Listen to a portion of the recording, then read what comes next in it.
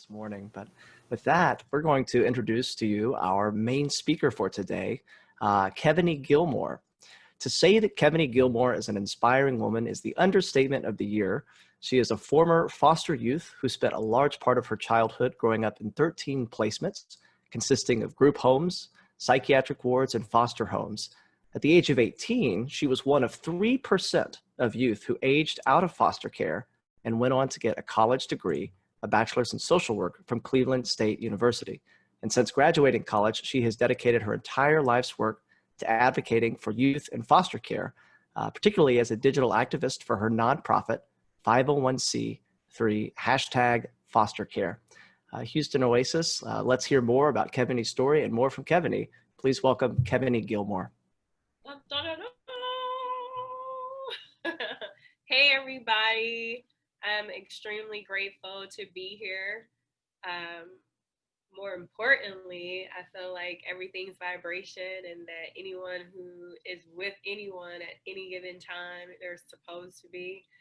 I also feel like one of your 5 principles I definitely embody, and that is human hands solve human problems. And I've devoted, I feel like I've sacrificed the last 18 years of my life, even as a mom. I have an 8-year-old son, to helping kids who are in foster care from all over the world. Are you guys able to hear me? Good? Okay, great.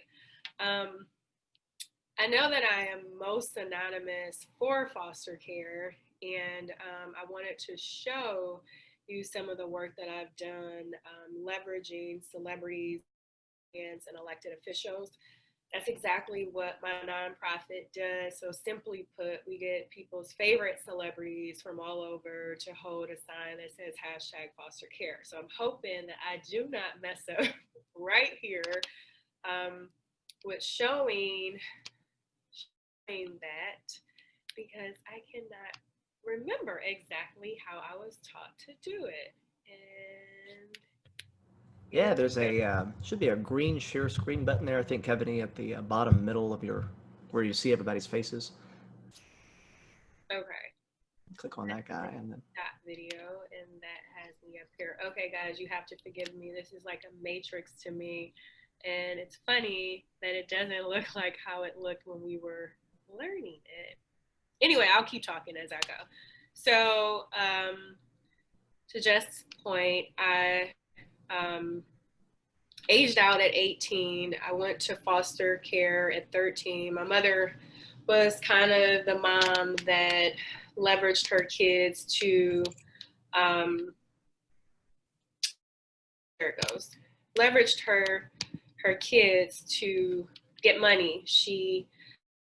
Everyone simply played crazy for Social Security, and I became a runaway. I continuously ran away. So I've taken psychotropic drugs that I didn't need, so Wellbutrin, Prozac, Zoloft, in assisting her to receive Social Security. 13 foster homes, like just said, 5 different high schools. I've never been to prom, and only went to college for a place to live, and still ended up homeless there. 54% of kids who typically age out of foster care don't have a high school diploma. So I was really excited when I was able to graduate, and less than 3% actually earned their college degree. And so having that opportunity afforded me to work on Capitol Hill, which landed me in Hillary Clinton's office. Uh-oh, that's not working, guys. Oh, I have to do it like that. Interesting. So here, let me back up. That's not working. That's not working. Okay, I'll just start it from here. So Run DMC actually came to Cleveland and heard my story. I always attract these cool opportunities, even speaking with Houston Oasis. And he was like, hey, yo, I want you in my documentary. And that afforded me the opportunity to travel with Run DMC, Daryl McDaniel, who found out at 36 that he had been adopted. Simultaneously, I thought, why don't I brand foster care in a way to make it cool? Up until that point, I had a ton of different exposure opportunities. working on Capitol Hill in John Kerry's office, working for Hillary Clinton as her child welfare strategist. But I'm the oldest of 5 kids, and when I would come back home, there would always be challenges. I had a middle sister who ended up being human trafficked for 2 years. So I'll give you some data on that as well. Foster youth typically are human trafficking victims. In 2018, they discovered that 88% of kids that were victims were former foster youth or had ran away from a group home placement. My brother, who was an honor student, ended up serving a 9-year jail sentence, and 36% of kids who age out of foster care typically within the first year go to prison. And so I would have these bomb opportunities and come back home and hear data or even my own family and their suffering. And I thought, I need to figure out a cool way to make foster care cool. And like 5 years ago, no one really knew what to do with hashtags. And so that whole hashtag foster care thing is pretty much me being sarcastic that we should hashtag foster care, because as we're saying, our hashtag is this for our wedding, or our hashtag is this for our business, no one was really looking into the plights of foster youth. I don't know why that is happening. So I started to travel and leverage my political exposure opportunities. This is Congresswoman Bass, of course, DMC again, Simone Biles. It started to trend. I think we don't leverage social media the way that we should. And as more celebrities got involved, they really got activated in providing exposure opportunities and access to capital to foster youth. Even in this particular slide, this is a young lady who had been living homeless with her daughter in Compton, and the young lady in the gray is a Grammy Award-winning singer, SZA, who saw her story simply off social media and physically went to her motel room to help her. And so what the campaign has afforded is the access to just being in the comfort of your own home and allowing everyday people to be a part of the process, opposed to the red tape that manifests in child welfare. Like, most people want to help, they don't know where to start, don't have the space to be a foster parent, or they're just not in that their time of their life where they want to be an adoptive parent, but there's so many other things that can be done. I don't know why this is going backwards like that. So what started to happen from leveraging social media, which I think we all should, is that celebrities got involved, and it afforded me opportunities to go to events for free. This is Little Kim and a celebrity. Of course, when Hillary Clinton ran, I was her child welfare strategist. I didn't just start hashtag foster care for my own gain. I also wanted to include the LGBT community. Foster kids who identify as that are less than likely to have group homes.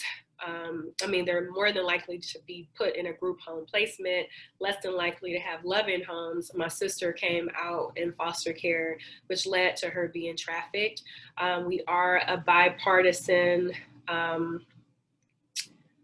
nonprofit. I don't care what you are, what your religious background is. I don't know why it's doing this. As long as you care about helping foster kids, I'm for it. Of course, I've had the opportunity to work with former foster youth who are now famous, like Tiffany Haddish. And what this campaign simply does is provide children with exposure opportunities they wouldn't typically have. They get a chance to go to concerts, they get a chance to meet celebrities, they get a chance to sit courtside, they get a chance to get new clothes, opposed to waiting for the one voucher that they get a year. And they also have the opportunity to now have the gumption that is required to say, hey, okay, I'm a foster kid. Things were rough, things were tough, but some of my favorite celebrities are actually supporting. And I'm going back the same way again. It was easier when you could click, guys. You taught me how to click. I'm going to say I'm not being able to use the clicker. Okay, so I strategically wanted to leverage people that people find value in. So here is Nene Leakes from Atlanta Housewives. This is the stuff people watch. So how simple will it be to get those people activated so that it can move people to action? The campaign has done really well. I've gotten the Nelson Mandela Humanitarian Award, the Community Activist of the Year. I haven't had an opportunity to meet Oprah, but that is her boyfriend, so I think I'm close. And more importantly, I just wanted, I don't want to say quote unquote regular people, but I wanted people who don't necessarily follow the rules, people that lead with love, people that understand that to be able to even engage in philanthropy, you really have to feel. I wish we could change the spelling of philanthropy, because so many kids are suffering in foster care. My shirt says I'm in therapy because I am. Foster kids are more than likely to have PTSD, 2 times that of war veterans, because the community at large isn't really familiar with the data and practices. And there's been a very, very, very low amount of numbers of people who want to foster and adopt. It's been easier, of course, to get animals adopted, but kids are always a challenge. I even looked at some of the data that you guys have for Houston, and it's saying between the ages of 0 to 2, they make up 1/4 of the population of kids that are currently in foster care, and 21% of the kids that are in foster care in Houston are between the ages of 17 to 19. I'm really hoping that your mayor did what our mayor did, and that's really put an edge. I got the mayor of Dallas, Mayor Mike, to support where we've thought of a cool acknowledge May is National Foster Care Month and November is National Adoption Month as a way to get the city at large involved in some of the red tape that is happening. Here, I'm going to click to see who is next. And I also feel like that it really doesn't matter what political leader we have. If we don't start leveraging our own vibration of things that we can do on the ground, nothing will really change. So I don't want people to see these pictures and think that I'm a politician. I'm just like an everyday woman who really wanted to help foster kids the best way that I can. But more importantly, I wanted to have an open conversation, not necessarily about foster care, but what does it really require to move us to action? And are we personally living our lives abundantly in a way that we're going after our goals and dreams and not being afraid to do that? Or are we really listening to the activist that's inside of us? I think a lot of times we just want to play it safe and we ride past things that we could hold people accountable for, or we don't email on things that we could hold people accountable for, or we don't leverage our voice in a way that, you know, allows us to not have a fear of loss, like not operate in a fear of loss, like we may potentially lose our jobs or that that title because we're being afraid to say what is required. I think one of the things that I appreciate about my grandmother before she passed is the older you get, the easier it gets to just say it like it is. And I think I've pretty much embodied that. Building hashtag foster care, because I'm not always a favorite calling out data, but I really wanted to make this interactive. I feel like I'm only an expert in the life that I lived. I wanted to be able to really dialogue with you guys in a way that talks about not just foster care, but what requires people to just really lead with their hands. I really love the principle that Houston Oasis has, like how can we collectively engage people to want to foster or adopt, or just really open up the activist that's inside of them. And I'm gonna pause. I feel like every time I want to touch this screen, if I do it here, you hear that noise? That's what I learned how to change it. If I go this way, nothing moves. If I go this way, so that's really interesting. So I don't know why, but there's more. Oh, wait, if I go that way, that way, that way, that way, that way. Chris Rock, whose mother actually fostered 17 kids. I don't know if people know that, but she did. Big Sean, of course, the kids love him. That is, wait, that's my mayor of Cleveland. I was telling you guys, he honored May as National Foster Care Month. I think once cities get involved, it's really hard for the state to do what they want to do to kids. We just got to know, and I do believe, I said this earlier before we jumped on here, is that words don't teach. So I can give a ton of data and I can pose as an expert. Words really don't teach us. It's really being interactive and getting in the trenches with each other and having an opportunity to feel and use our hands to heal the world. Let's see. That is a singing group. Escape. Stevie Wonder. Now, what was really cool about meeting Stevie Wonder is, of course, he can't see, but he did tell me that he could feel my vibration and that he was very much so comfortable holding a sign he didn't know said foster care, because he felt like I was really genuine about this. And so I just want people, again, to remember, I'm not a go to church on Sunday person. I'm a very spiritual person. I'm like more so into like metaphysics and us really leveraging our bodies and our vibration and our own thoughts to move us to action. In every book, it talks about how, quote unquote, if we use the Bible, that Moses was the very first adopted person. His mother put him in a basket. She let him go. Someone picks him up, Pharaoh's daughter. He changes the world, but he has all this adversity. There's this big fear of teenage foster kids that don't allow people to see them as kids anymore. And they're navigating a life as they should, similar to Moses, just trying to find their way. And there should be a calling on everyone's life, no matter what, to want to help kids. So I'm hoping that after this, you look at some of the data that I mentioned about foster care and you be like, be like Stevie. You don't have to know me or be able to even have to hear someone's foster care experience or see it for you to get activated to want to help. I don't know why it's going back there. I'm trying, guys. I'm learning. Okay, it's doing that thing again.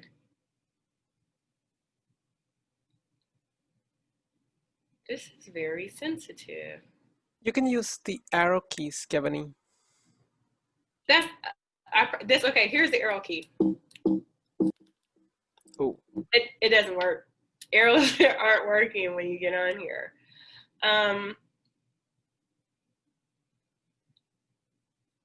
Wait, okay. I don't know. It's only allowing me to really use my finger.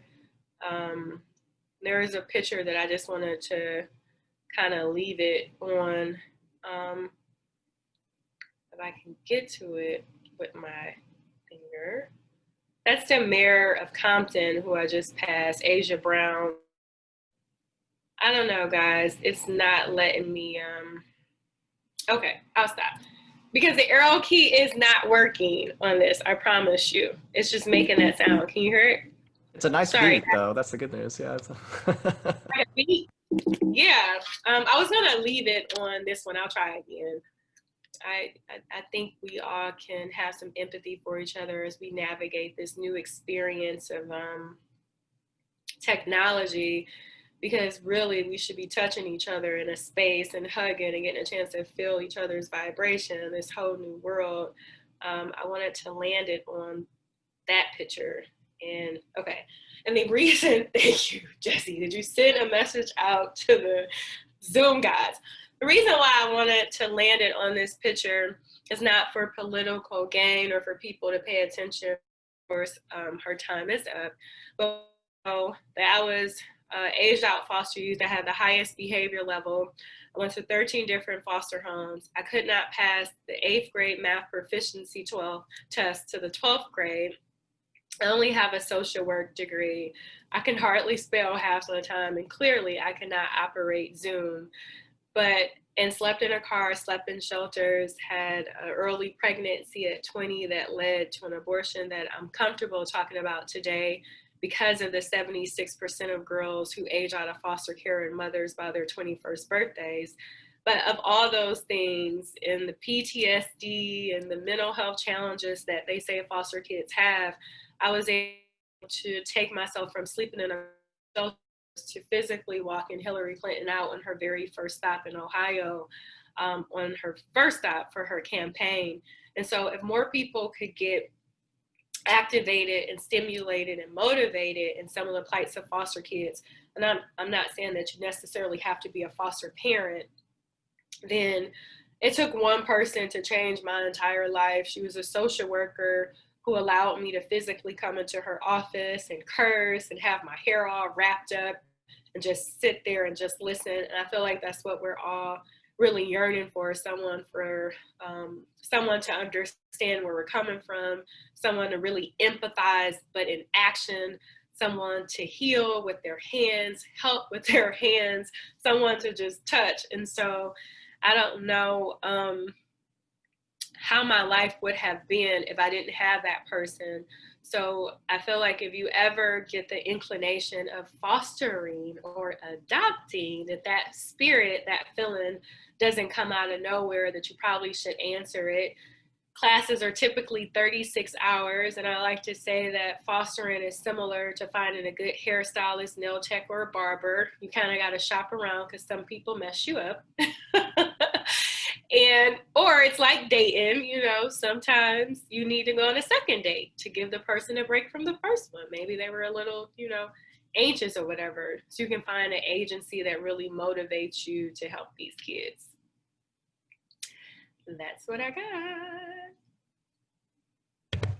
Excellent. Thank you so much, Kevinee. We appreciated that. And we definitely have empathy on the Zoom front because we were all working through it together. So it was totally fine. The presentation was excellent. In fact, we've already started getting, at least we've got one question over on the Facebook. But here's what we're going to do before we take questions.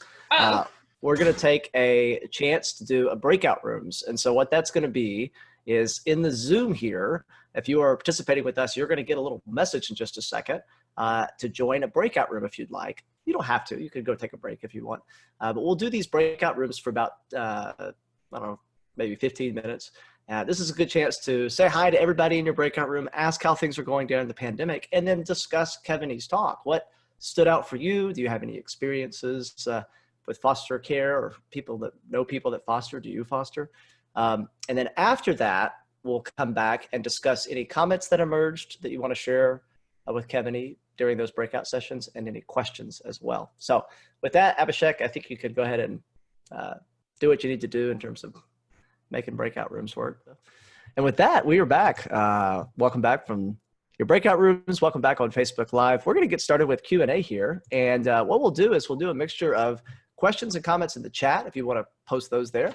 And we'll also do some video comments as well. If anybody's interested, you can kind of wave your arm in the video. But let's get started with a comment that Johnny on Facebook Live, or excuse me, a question that he asked. He's got a few questions, so I think I'll start with one of Johnny's questions, and we may come back to some other ones. But Kevinee, Johnny asks, how about we'll do two? What are some of the challenges to fostering, and how does somebody go about it? All right. I think one of the biggest challenges is staying engaged in the process. Because as you continue to go to the classes, you're going to hear data that's going to scare you. As you continue to go to the classes, you're going to have friends and family members that discourage you. As you continue to go to the classes, you're going to feel like, I don't think I should be doing this. And you're going to question yourself. There is a surplus of African-American kids who are coming into foster care, and a surplus of Caucasian people who are open to foster and adopt those kids, but may not necessarily have the cultural competency to do so. And so that's been another conversation I know that has recently been scaring foster parents, like, oh God, if I get a Black placement, what does that look like? What should I know? Is it just about hair? I think the other challenge that most people have is just really leveraging the space. As long as you have a bedroom that has a closet and you have a dresser, you could be a foster parent. I know that sounds pretty sad. It's a 36-hour class that requires your time for those 36 hours in a bedroom to be able to definitely pass a background check. And yeah, just open up your home. I think those are some of the top challenges that I've, heard about. And I actually had my own foster care license at some point.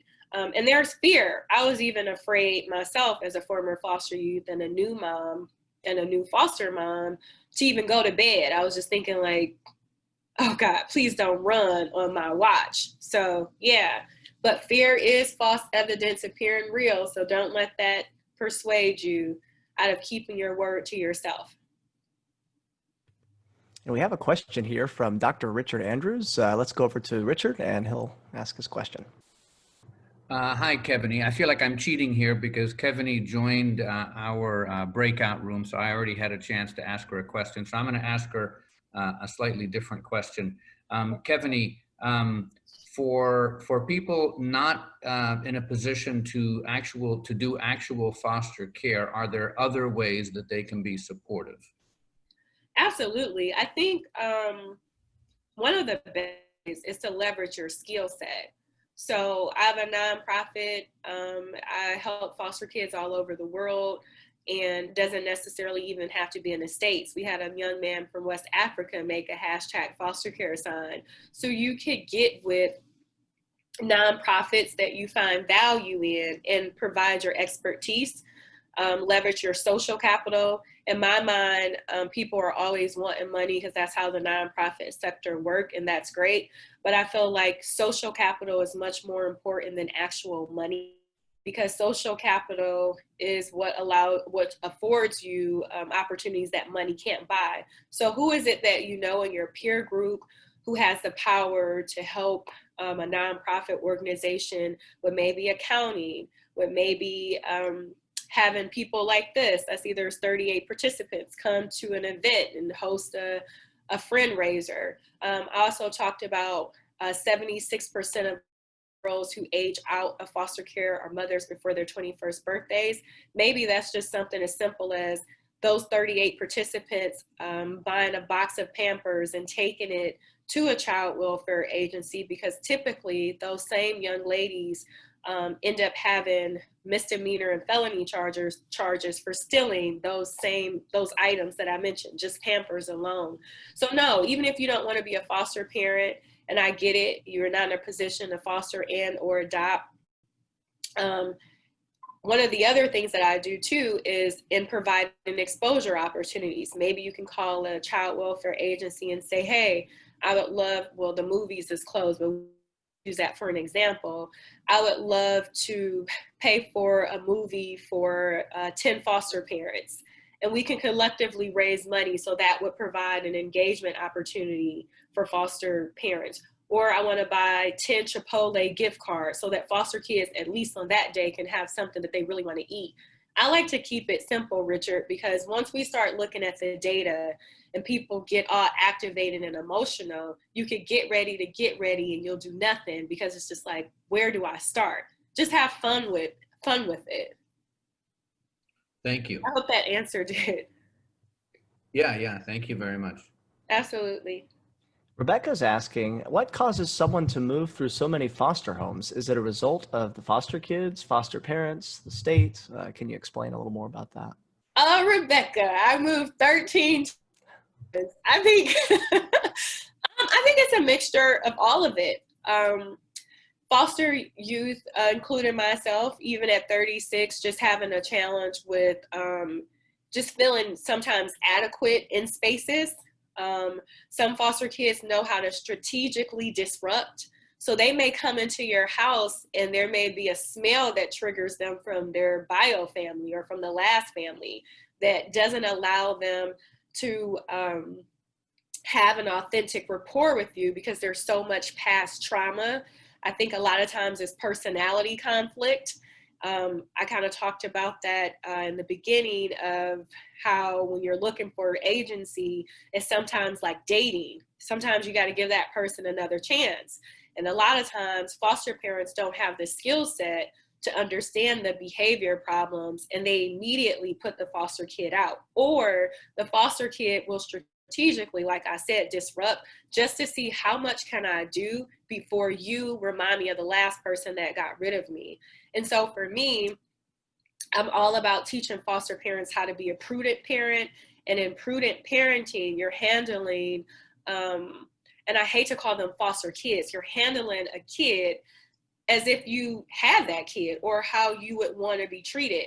And so that's the misconception too, is that we have to treat people how we want to be treated. Well, when you're fostering, you have to learn how to treat them how they want to be treated.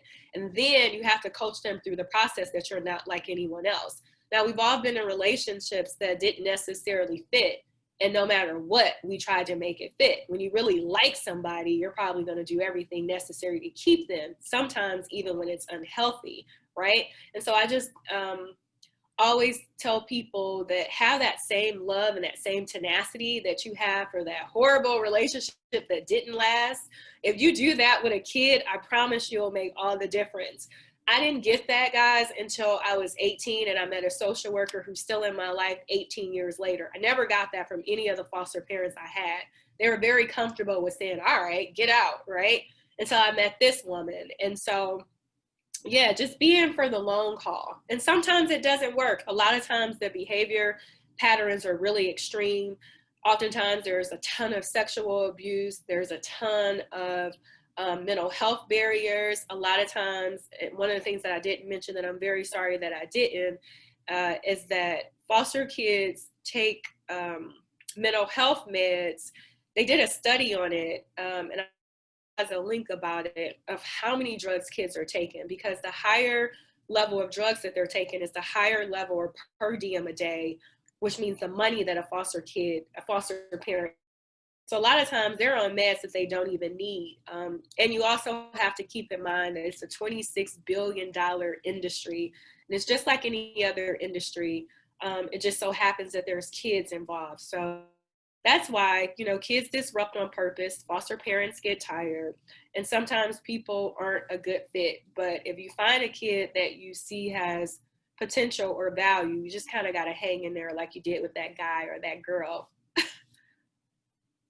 And the social worker you mentioned that came into your life at 18, maybe this is related to this question, because Jennifer had asked, once kids age out of the foster care system, are there groups that help with finances and healthcare and navigating school, and all that kind of stuff? Can you speak a little bit to that?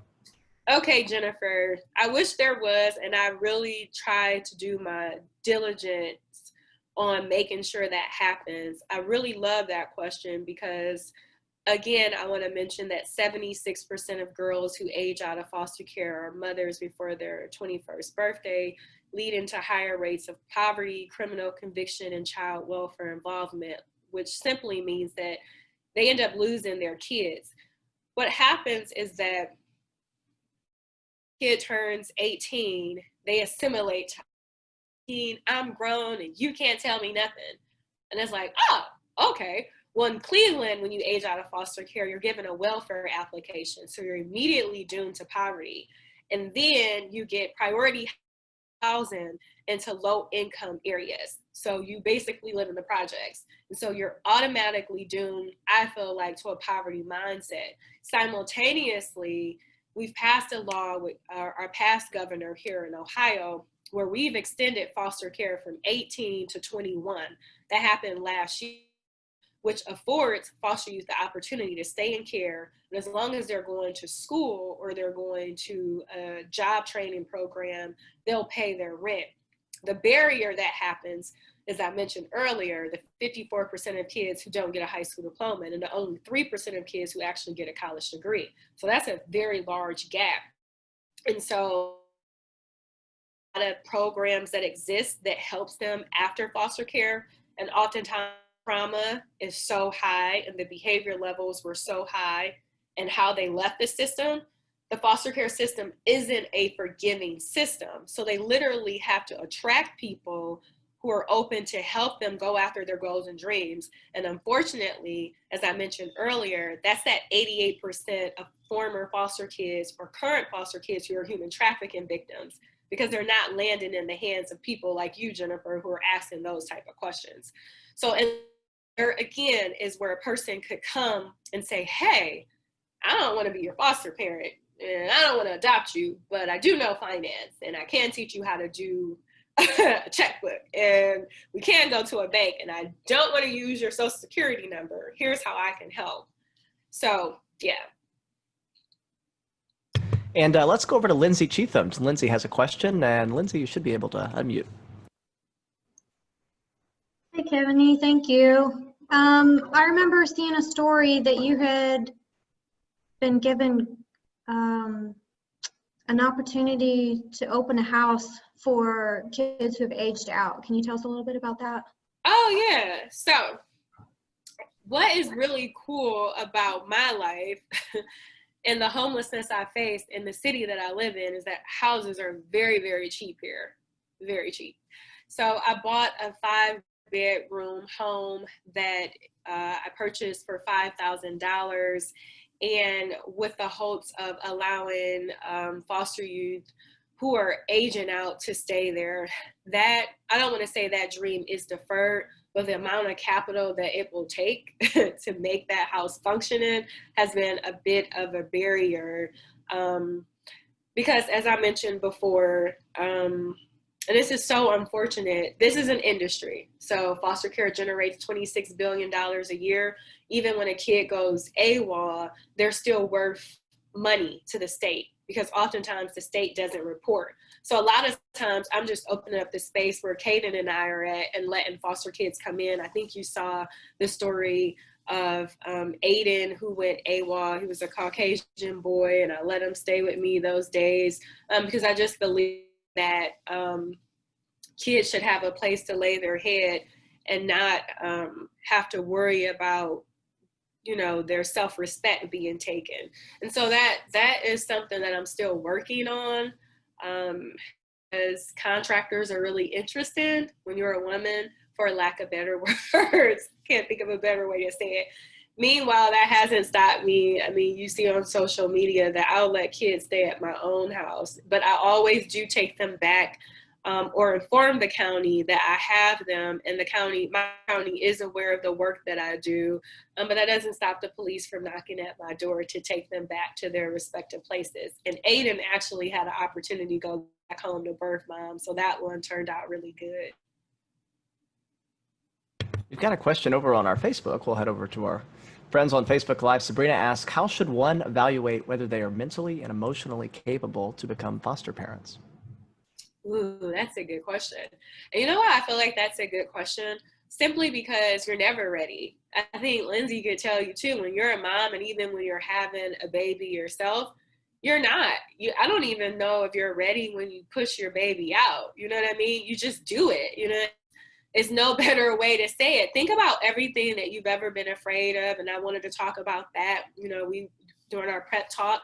All this stuff that we're so afraid to do. Just wake up the activist in you. If you know that these kids need a place to stay and you got room, just do it. Just try it. I mean, worst scenario, it didn't work.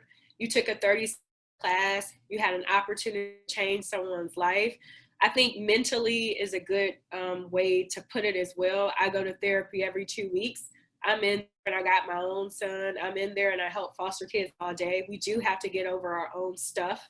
We do have to process some of our own challenges and barriers and traumas because we all have it. Nobody's perfect, even if you never experienced foster care.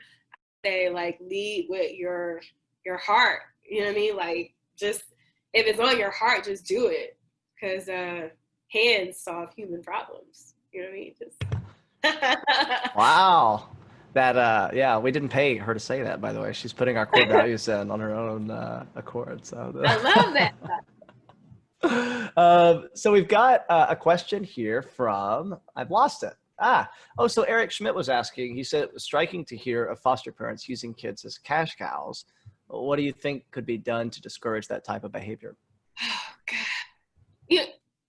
So the thing is, this is why I love these forums where they have nothing to do really with child welfare, but it's really a collective group of people who vibe on a frequency of like, let's hang out, let's see how we can change the world, let's be honest about what our values are. When you like activate those people and they think about it, because once this is over, right, sometimes it feels like church. When you hear it, it's there, it feels good. you're on it, and then you have to go live your regular. The good thing about this is now that you have attracted it, you're going to see it. So sometimes you might be in your car and like, wait, that kid has luggage, or that kid has a book bag. I wonder if that kid's a foster kid. Or now you're going to start seeing it come on commercials, like be a foster parent. Or you're going to see it right on billboards. Eric, it's people like you and me who like can hold the county accountable simply by just even visiting some of the classes, even if you don't think you want to be a foster parent. So let's just say you see for Houston's upcoming class on such and such date, there's an intro to be a foster parent, and you go to that and you sit and you ask questions.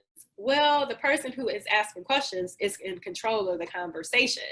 And so change the narrative with questions like that. A lot of times foster parents play it safe and they don't ask those questions because they've been able to benefit from those answers, right?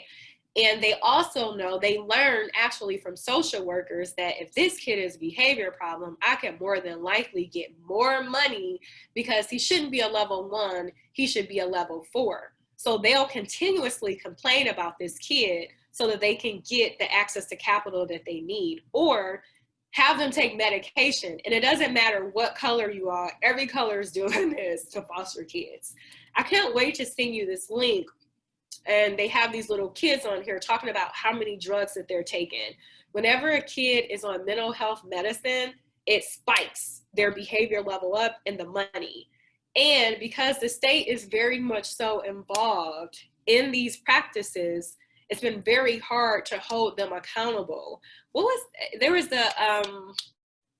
a documentary, the Hernandez story, I think it was, the little baby who the state didn't come in and protect him as they should, and he ended up dying, and then social workers were like lying about paperwork. It's on Netflix, and it just shows you how the private sector and the public sector have a lot to do with each other in terms of the capital.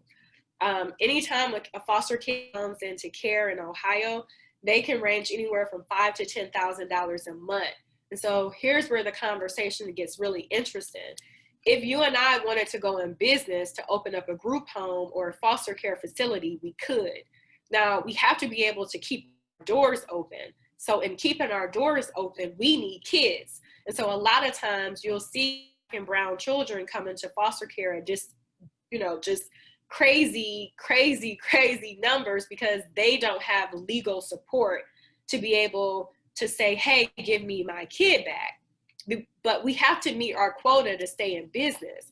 And so once people start seeing child welfare for business, not, oh my God, these poor kids, or oh my God, these social workers, it would change the narrative, and regular people like you and I could say, hey, what are you guys doing? You just take the time, guys, everyone who's on here, to just Google a child welfare agency, look at the annual report, look at the amount of money that they're getting, look at where their dollars are being allocated to, and then hit them up like, hey, what are your outcomes for some of your kids that are in foster care? Or just say, I want to volunteer, and through volunteering, you'll get a chance to all the nasty stuff that I've been able to see the last 18 years.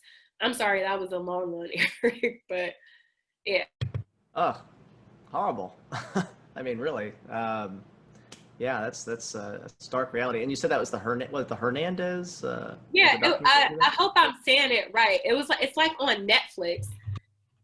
It was a little boy who was killed by his birth parent and her boyfriend. However, they tried to cover themselves, but they made a documentary, and in the documentary, and it's so sad. It shows you how the social workers lied, how the supervisors lied, and then it also shows you how the private sector has a lot to do with the public sector in terms of stock. You'll see it. It's gonna blow your mind. Like, these agencies are no different from like McDonald's, Burger King, Wendy's. They all offer fast food. They all do it differently. They're not free. They all get access to capital for foster youth. Goodness gracious. Yeah, Alexa says Trials of Gabriel Fernandez. If anybody's interested. Oh, Fernandez. I'm sorry. Thank you. So let's go over to Ken Gaines, our singer, has a question for us. Ken, you should be able to unmute yourself. Yeah, I got it. Can you hear me okay now? Okay. Kevinee, thank you very much. and you got me thinking here. I work regularly with the Kerrville Music Camp for Teens, and we weren't able to do that camp this summer, not even virtually. But as a result, one of our outreaches is to put instruments in kids' hands. A lot of the kids we work with, probably the majority of the kids are at least at-risk kids. I know some of them personally were foster kids, and I've gotten the opportunity to see them start to become themselves and respect themselves, which is what that camp is about. But one of the things we do is we put instruments in kids' hands. And this year, I have a plethora of instruments. I've already placed 21 of them this summer, and I have 10 more. In your area, and I'm going to check it out locally, but in your area that you work with, in your local area, are there programs like that where you both get musical instruments and say, here, go for this, and also in the process maybe have an outlet for people like myself and this wonderful group of people that I work with, who are just starting to giving them their voice, give them some instrument lessons, give them some songwriting lessons, give them just poetry lessons. That's what this is all about. So anything like that that you're aware of, I am going to check that out locally because like I say, I have instruments that need to be put in kids' hands. So. Oh my God. So this is what's really interesting. And I know Lindsay follows me on social media. So Aiden, who was at my house, he ran away from a group home. And he was sleeping. I always have to tell stories for it to make sense. He was sleeping outside of CVS when another woman found him before she brought him to my house. And so when he got here, we went and had breakfast and we talked, and I said, hey, I'm like, what makes you happy, dude? Like, I mean, we have really down to earth conversations. I don't come, and I am a social worker by trade. And like, you guys know I was in foster care, but I really get on their level. And he was like, a guitar. And I was like, a guitar? I'm like, damn, I have a guitar. You know what I mean? Like in my mind, I knew this kid was going to be at my house. And when he said that, I was just like, huh.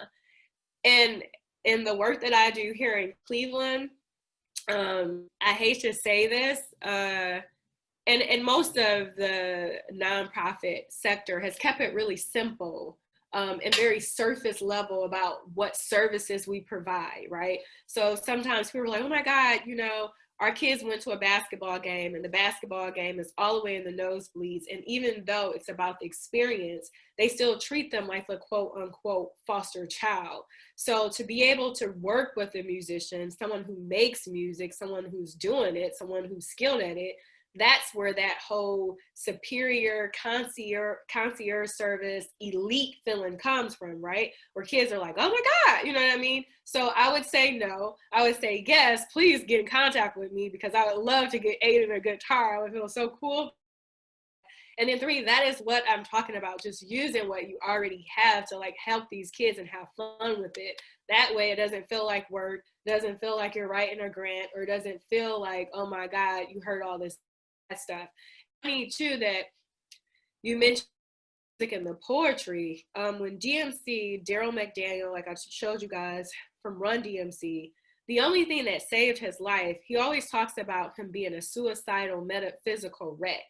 And so as he was being, coined as the king of pop and all that other stuff, every day he said when he would end the show, he would want to commit suicide.